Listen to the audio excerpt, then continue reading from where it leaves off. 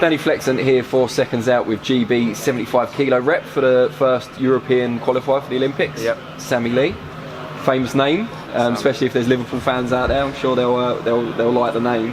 Yeah. Just tell us, were you surprised at all when you first heard you were going to be in the squad? Obviously, you've got your biggest win at 81 at the Commonwealths. So were you surprised? Well, I was I think it was just turning 20, going on to the GB team. I won the Commonwealth Games. I got selected to come onto the programme. I've been up here, I think, a year and a half. And then to have a phone call saying I'm going to the Olympic qualifications was a lifetime dream, really. How long have you been at 75 now? About 2-3 months. Not that long. When you were at 81 and looking towards the Olympic cycle, were your hopes a bit dimmer, is it fair to say? Because obviously you've got Ben Whittaker who moved up and in prime position for that spot. What happened was we went to the Wheels at 81, the both of us. He had a bronze, I think it was a bronze medal. Yeah. I had not a bad decision really out there, so I thought he's got the driving seat spot for the Olympics. What's the point me trying to go behind him? So I thought to myself I'll move down and try and get the 75 spot. And I moved down and I got the spot so far. What did you have to change in terms of your lifestyle and your diet and stuff to make 70? Because that's a big drop, 6 kilos when you're a grown man. Well, to be honest with you, I think I could have made it like ages ago, but I felt comfortable at 81. I was beating everybody at 81.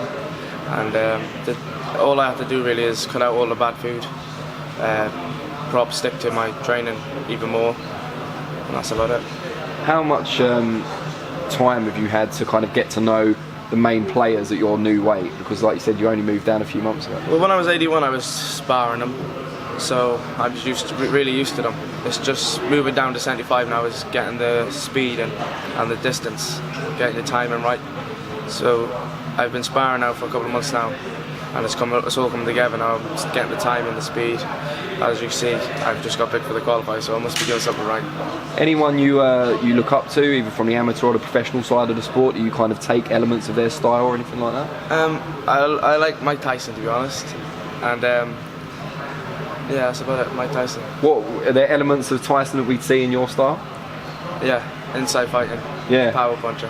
You don't see a lot of inside fighting in the amateurs, but is that something you've always done? Yeah, from a young age I've just been a fighter really.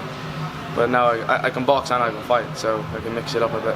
Do they have to rein you in a little bit here at GB? Kind of pull you back a little bit? Try and make you box a bit, yeah. Stop me, slow me down.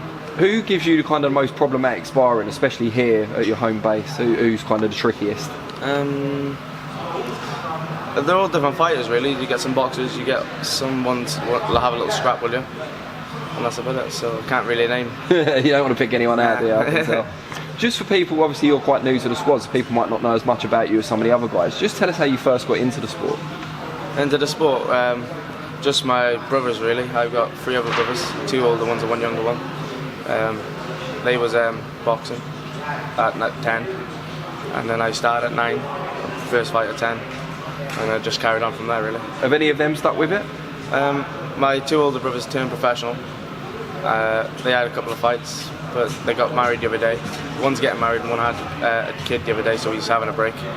But I think he's going to get back into it. So, are you quite competitive, the 3 of you? If we spar, it gets a bit easy, so I'd just rather not spar them. I was going to say, do your parents still let you spar each other? Yeah, no, I'd rather not spar. It gets too overheated. And who do you room with while you're up here in Sheffield? My mate Mickey McDonough and Carl Fail as well. He's 75, but mostly Mickey McDonough. And how often do you get to go back?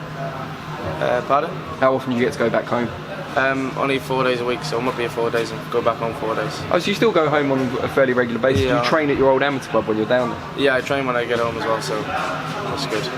Are you still at home like with your parents and stuff? Yeah, I'm still home with mum and dad, so... That must be a bit of a relief to go back and have someone to do all your washing and stuff for you, cooking. Yeah, they're very good help, really. Yeah, a lot for me. Are they coming over for the qualifier? 100%. Yeah. Oh, there should be a lot of crowd there. Yeah. There should be a lot big support for you. Support. What's is it going to the Olympics? Obviously, kids grow up, they dream of being a pro world champion, and they look at you. Obviously, idolise Mike Tyson, for example. But have you dreamt also of getting that Olympic gold medal, being on top of the podium? Well, not when I was like so much as like a young boy, but you know, like coming through the ranks, you think like, yeah, it'd be good to have it'd be brilliant to have an Olympic medal under your belt.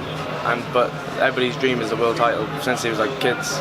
But my dream is to have like an Olympic medal and win a world title as well. Brilliant. Before we let you go, just tell people out there how they can find you on social media, what your different handles are. Find me on Instagram, Sammy Lee 173, and Facebook, Sammy Lee New. Good stuff. All right, best of luck. Thank you very much. We'll be watching.